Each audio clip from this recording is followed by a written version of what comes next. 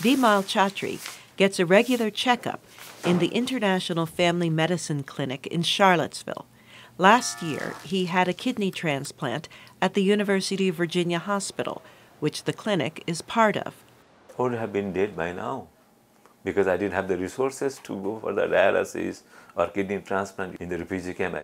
Chatri spent 20 years in a refugee camp in Nepal after he fled Bhutan, where he was born. I was among those who fled, and among those 110,000 people who had to leave the country out of the fear of persecutions.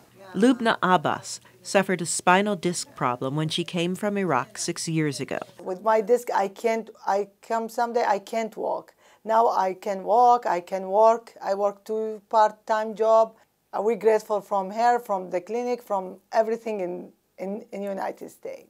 Chatri and Abbas are among the more than 3,000 refugees that have resettled in Charlottesville through the International Refugee Committee, or IRC, since 1998.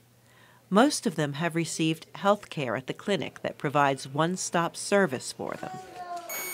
Family medicine doctor Fern Hauk at UVA created it 15 years ago with collaboration with IRC and the health department. Refugees mostly have not had very good health care before they arrived. So when they come, they have many problems, often both medical and psychological. We need to understand their problems. We need to be aware of their cultural background and their beliefs and their prior experiences. So I felt that that could be best done in one setting, in our clinic, where then I could train other doctors, our nursing staff, all to have a much more comprehensive approach to the refugees. On the initial visit, the doctors use an in-person interpreter and allow a full-hour consultation for better understanding. The clinic also provides the interpreter service by phone for follow-up visits.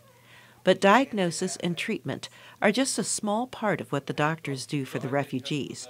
Patients with physical pain are relatively easy to care for, but patients with ailments they have yet to feel, like hypertension or preventive treatments, aren't.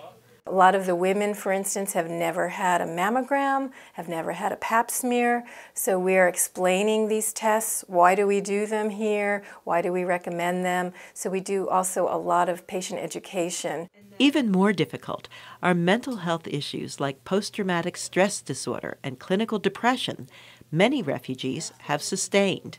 You can imagine if someone has been in a country in the midst of war and seen a family member killed in front of them and maybe threatened themselves and had to flee, they've gone through trauma.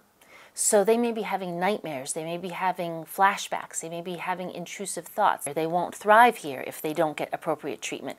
While providing refugees with physical and mental health care is challenging, the doctors say it's gratifying. Our goal is to have healthy and productive members of our community and have them feel welcomed and integrated and satisfied with their lives and happy to contribute to our community. For producer June So, I'm Carol Pearson, VOA News, Charlottesville, Virginia.